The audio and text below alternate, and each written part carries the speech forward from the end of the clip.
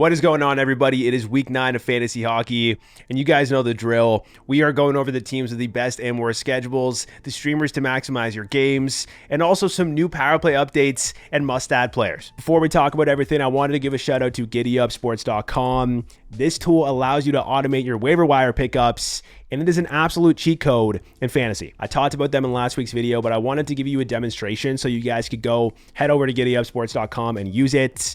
So let me show you how to do it. What you guys want to do is make an account on GiddyUp Sports, and once you have done that, click Start Winning Today, and what you're going to do here is click Yahoo. Sleeper and ESPN, they show up here, but they are not currently available right now. So the only platform that you can use this on is Yahoo. When you click Yahoo, it's going to open up a separate tab. It's going to give you a code. You're going to go back to the previous tab and you're going to enter your email that's associated with your Yahoo league. You're going to put in that code and you're going to select NHL. Once you've synced your league, you're going to get to this page and you're going to be able to select the league that you want to schedule an ad for. And what you're going to want to do here is scroll down. When you go down here, you can see you're going to add a player or swap a player. Swapping a player is going to be involving adding a player and dropping them. So you're probably doing that unless you have a roster spot open. But what you're going to want to do here is scroll down. And if I want to schedule an ad for this week, I can do this with this tool. You're going to see waiver players and free agents here. You're going to probably click free agents because waiver players are only players that have been dropped and you have to put a claim on.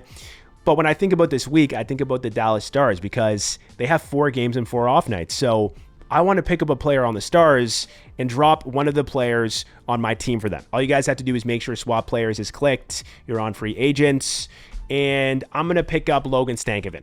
I will say he is injured right now, and there's a chance that he will be injured this week, so not the best example. A better example would be Jamie Benn, but he's not available in both of the leagues that I'm in, so that's why I can't include him here. But just to give you guys an example, Logan Stankoven, I'm going to add him. And what I'm going to do is scroll down and see my team here. I just picked up Fantilli today for a stream, but I want to drop him. So I'm going to add him to this, scroll up, and you can see that I'm going to be adding Logan Stankoven and dropping Adam Fantilli. With that, all you have to do is click Schedule Swap. You're going to click Monday at 3 in the morning. And now you no longer have to set an alarm and wake up to get the waiver players that you want for the week. It's simple as that, guys. This is a cheat code in fantasy. It only works on Yahoo, but it will work on other platforms in the future. So do yourself a favor and gain an edge against your competition on GiddyUpSports.com. Starting off with the most off nights, the team with the best schedule for maximizing your games this week is going to be the Dallas Stars. They play Monday, Wednesday, Friday, and Sunday, all off nights. So picking up players from this team and holding on to players on this team is going to be beneficial for this week. Moving down, we have the Leafs, which also have a very good schedule, 4 games and 3 off nights, Monday, Wednesday, Friday, and then Saturday. Very solid for streaming. And then we also have 2 solid teams as well, and the Devils and the Rangers, both playing Monday, Friday, and Sunday, all of those being off nights, 3 games, 3 off nights. And then finally, we have 2 teams that have 4 games and 2 off nights, which is not the best, but it's still solid. Those teams being the Columbus Blue Jackets and the Seattle Kraken. Moving on to the teams with the least games this week. We have 3 teams this week that only played twice, which is not ideal. Those teams being the Los Angeles Kings, the Tampa Bay Lightning, and the Anaheim Ducks. I do want to mention here that the Ducks have 2 off nights, playing Wednesday and Friday. And I will discuss that streaming strategy in just a little bit, guys. But yeah, even though it's 2 games, those 2 off nights are solid for those Ducks players. Moving on to the teams with the easiest and hardest schedules. Starting off with the easiest, we have teams that have an above 3.00 opponent goals against average. And these teams are the Panthers, the Oilers, the Red Wings, the Lightning, the Islanders, the Capitals, the Rangers, and the Predators. Then the teams with the hardest schedule this week, these are teams with the below 2.70 opponent goals against average. These teams are the Los Angeles Kings, the Chicago Blackhawks, the Anaheim Ducks, the Pittsburgh Penguins, the Seattle Kraken, and the St. Louis Blues. Now let's talk about the streamers for this week, the best streamers to maximize your games.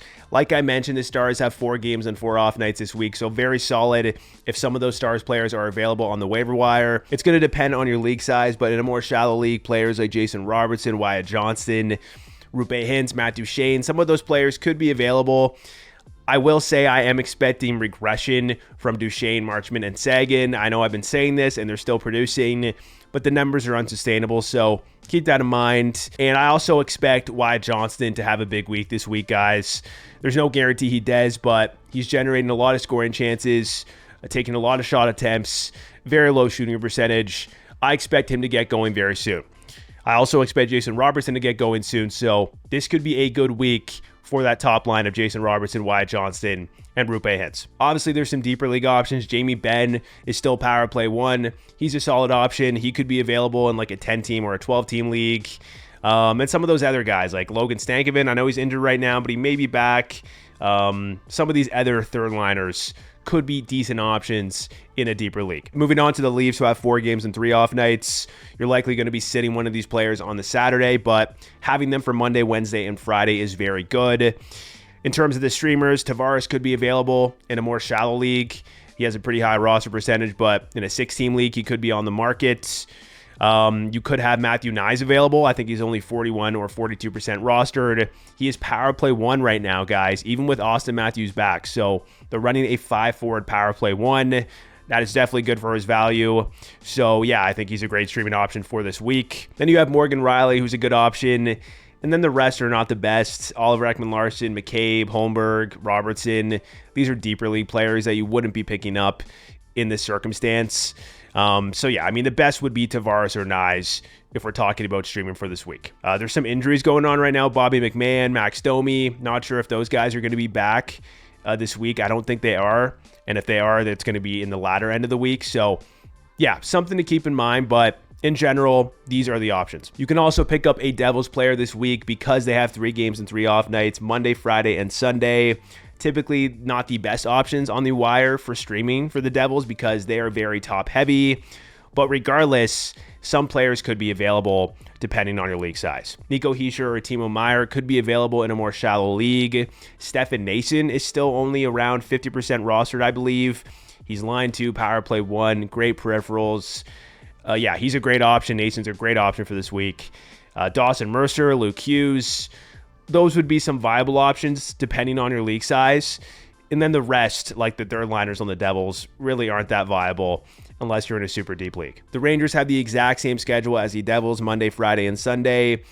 And in terms of the streaming options, it really depends on your league size. Zibanejad's roster percentage has gone down quite a bit because of his poor performance, but he's still power play 1, so I think he's a great streaming option if he's available.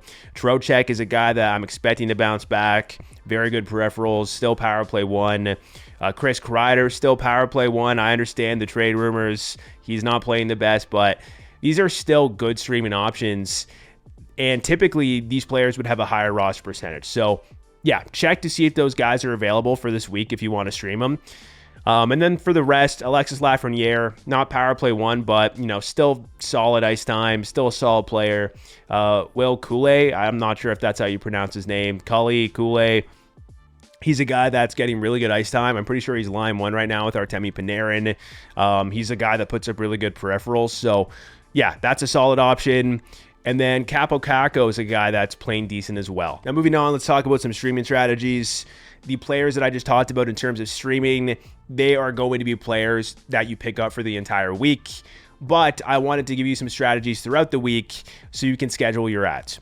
Starting off with Chicago, they are a team that played 3 times, but 2 of their games are off nights, and those games are on Monday and Wednesday. So a viable strategy would be picking up Chicago players on Monday or today if you have an extra ad, and then dropping them on Thursday after that Wednesday game. So yeah, you could do this with a couple of their players. They're not the best team, obviously, so not the best options, but Connor Bedard, if he's available in a more shallow league, Ryan Donato, who is power play 1, solid peripherals, Teravainen, Hall, Bertuzzi, Foligno. Some of these guys could be good options if you want to stream and use this strategy. Another viable streaming strategy is going to be picking up players on Wednesday and dropping them on Saturday.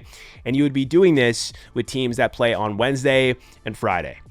Those nights are off nights, so you could use this throughout the week to schedule your ads, try to maximize your games as much as possible.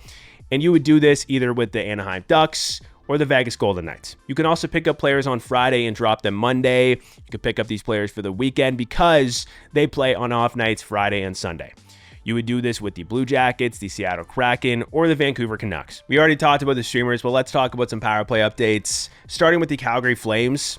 Not really an update, but I wanted to tell you guys that they are still splitting units. So they don't really have a dedicated power play 1 or a dedicated power play 2 because if you're looking at the ice time, it is pretty equal. An update on the Colorado Avalanche is that Drouin was injured, and with that injury, they have moved Nichushkin back up to the power play 1.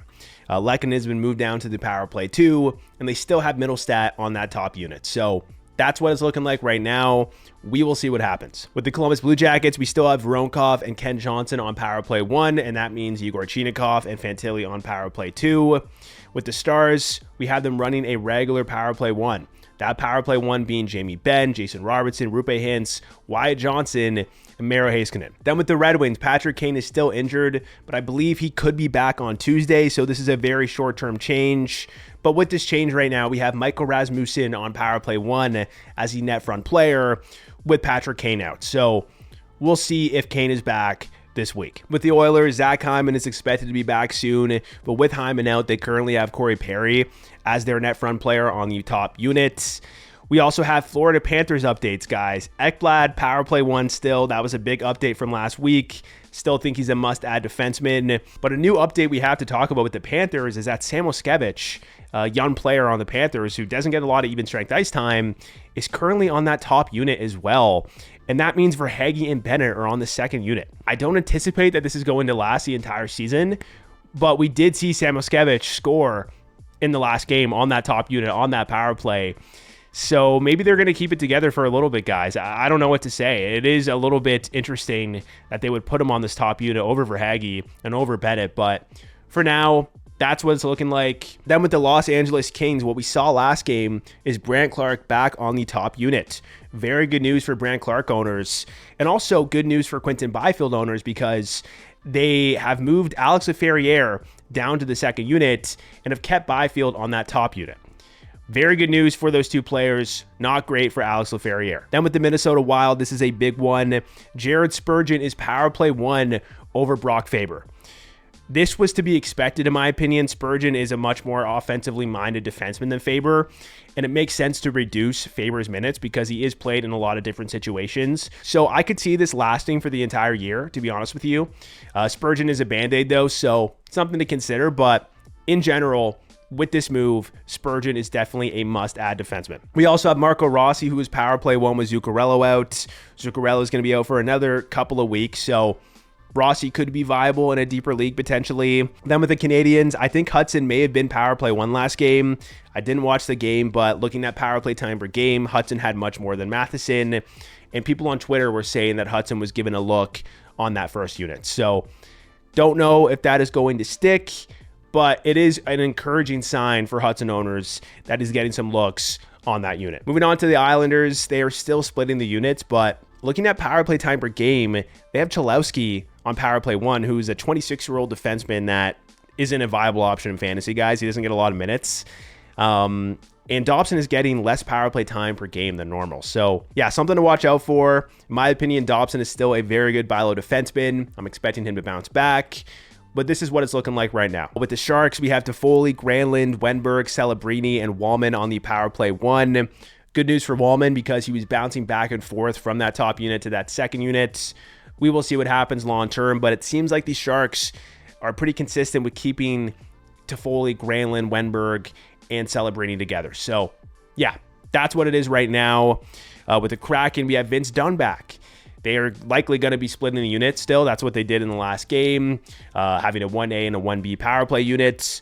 But I do want to mention that Dunn had the most power play time in that one game that he returned in last night. A little bit concerning for Montour owners. I think Montour is still going to be solid, but you could argue that when Dunn was out, Montour was getting significant power play time, and now Dunn is going to eat into his minutes. With the Blues, we have Buchnevich out day-to-day, and with that change, we have Braden Shen on the top units.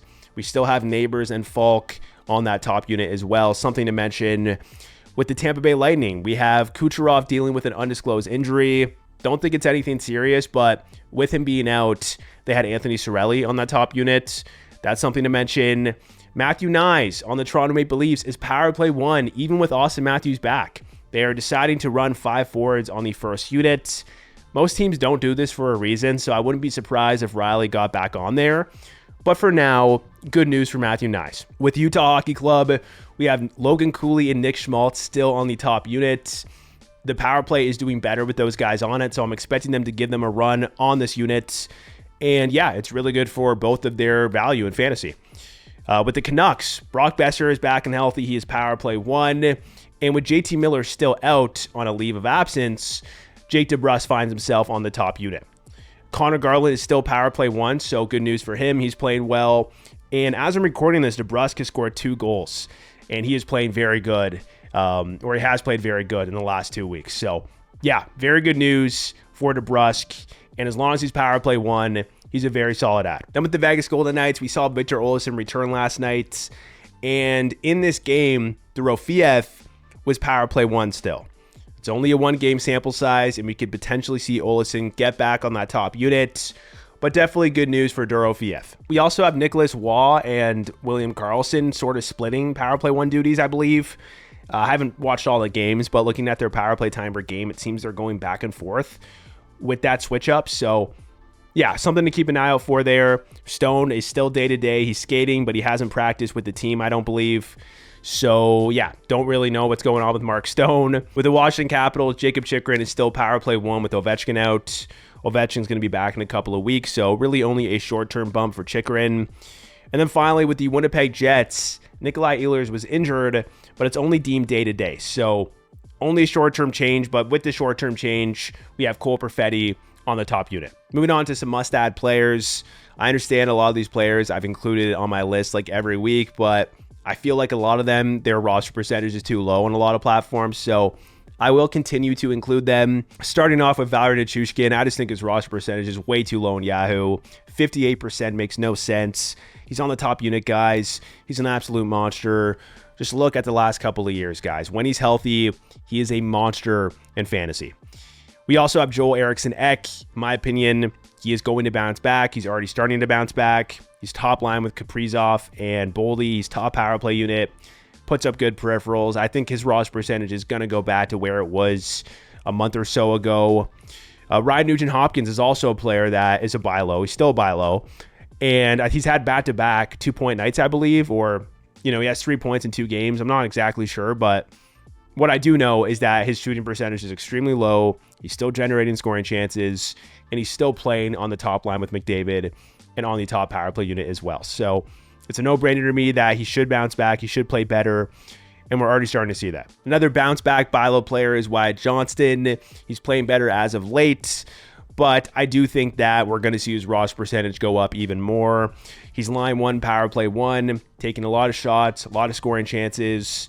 He's just snake bitten at this point, and I do think the goals are going to come very soon. Next, we have Dylan Guenther, still very good.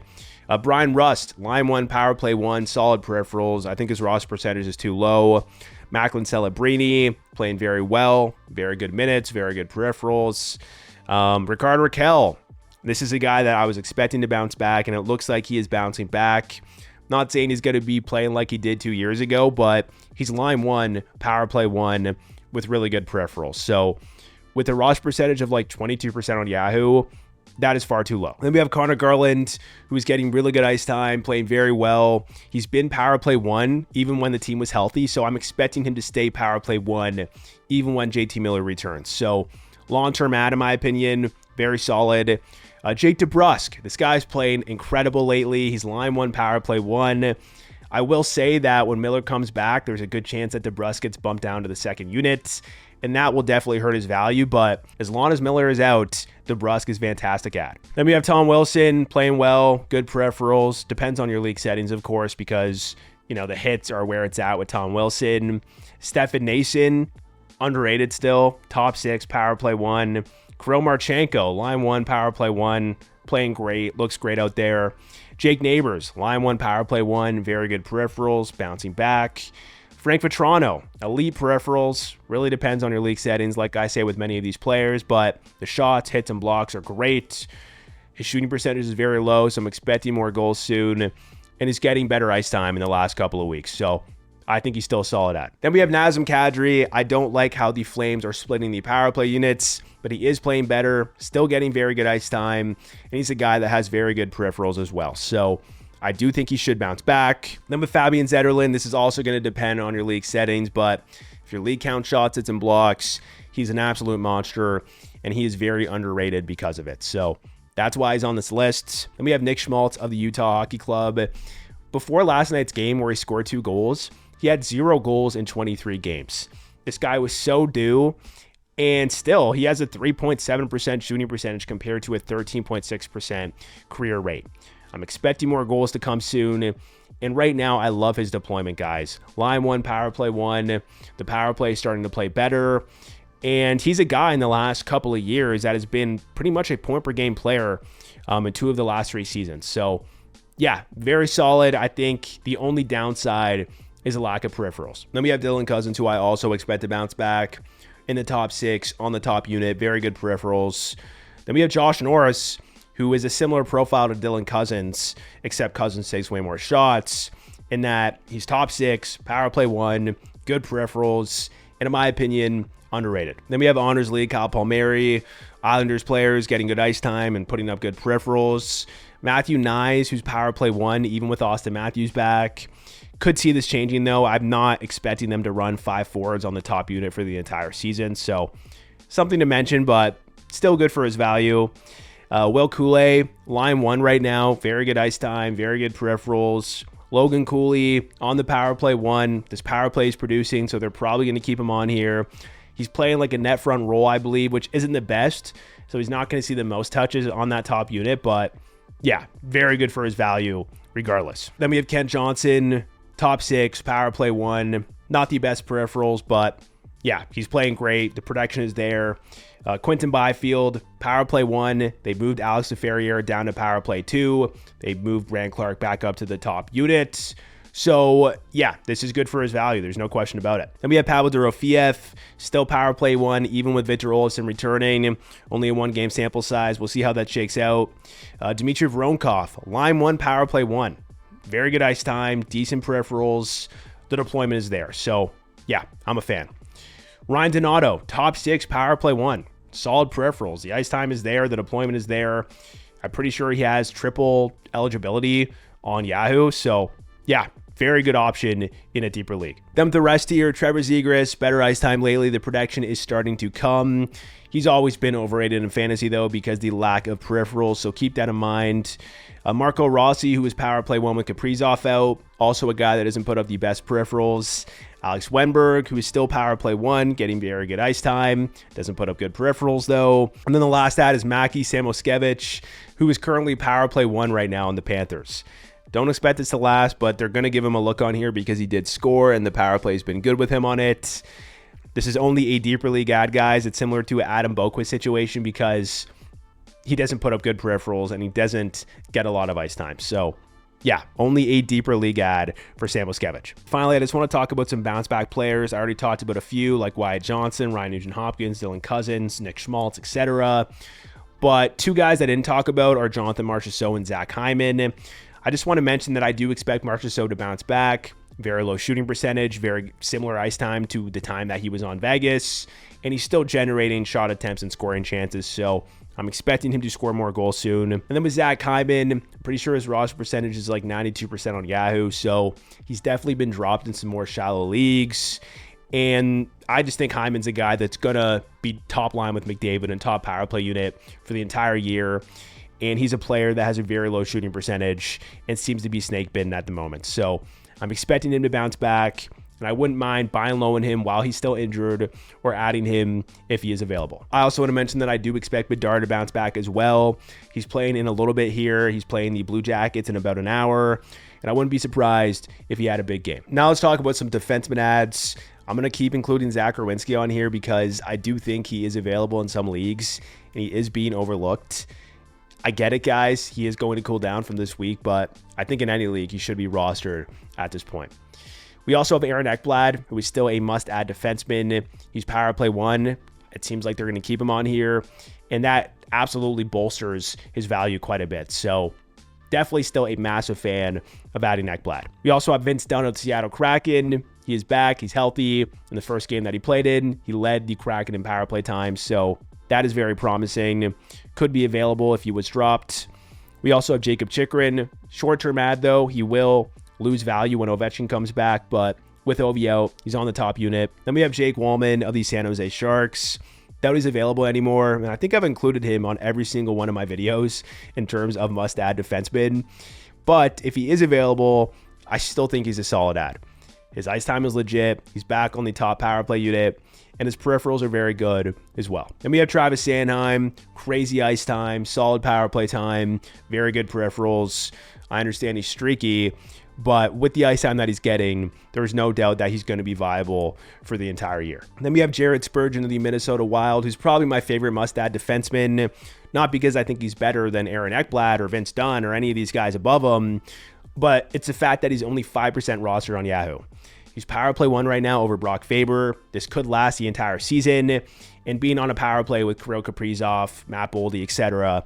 is going to be very good for his fantasy values. So yeah, if you need a defenseman, add Jared Spurgeon. Then we have Justin Falk. I understand he has been terrible this year, but he's still power play 1. He's still shooting the puck, generating scoring chances. They have a new coach.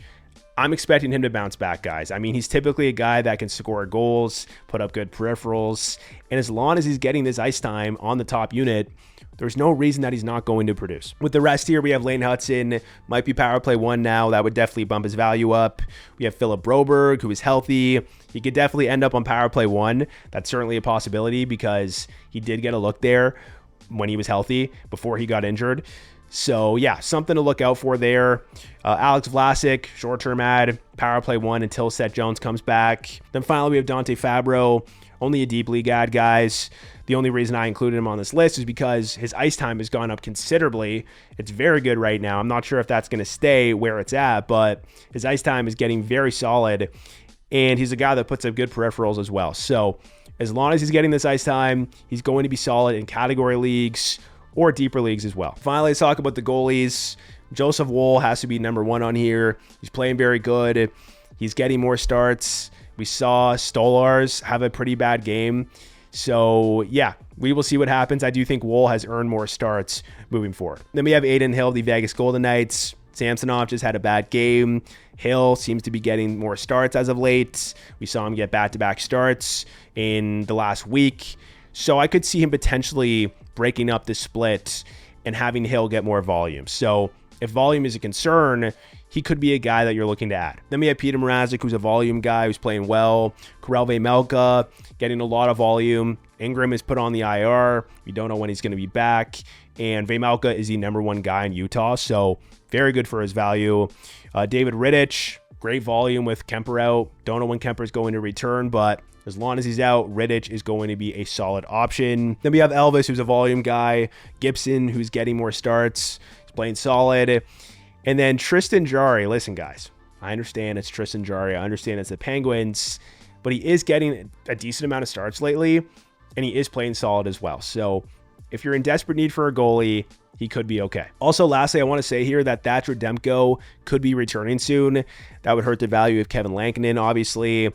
But if you do need a goalie and he is available, he could be a good IR stash. All right, guys, that is the end of the video. Hit that like button if you enjoyed it. Subscribe if you're new to the channel, and I will catch you in the next one.